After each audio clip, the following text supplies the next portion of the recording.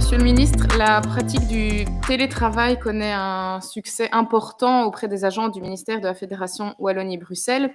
Selon des chiffres que vous aviez communiqués il y a un peu plus de 6 mois, en novembre 2019, on estime à 1900 le nombre des agents concernés, soit environ 30% du cadre des personnes qui sont employées au sein des différents services. Ce constat était préalable évidemment à la crise du coronavirus qui a généralisé la pratique du travail à domicile pendant de longues semaines et qui a sans doute contribué à faire évoluer les mentalités sur ce mode d'organisation du travail.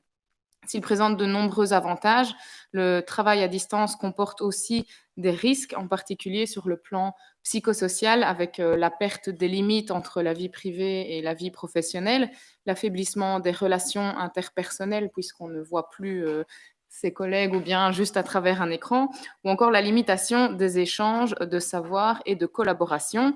Je vous cite encore une fois, vous l'aviez dit en commission, il faut rester attentif à ne pas désocialiser le travailleur.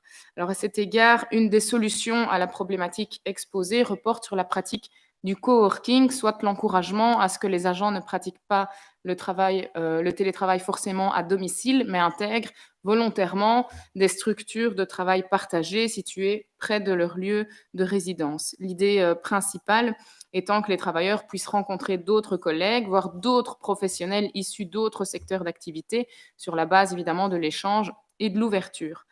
Il concernait à l'origine essentiellement les travailleurs du secteur privé, mais le principe du coworking séduit aujourd'hui aussi les professionnels du secteur public. C'est notamment le cas du dispositif des bureaux satellites qu'on a vu mis à disposition des fonctionnaires fédéraux.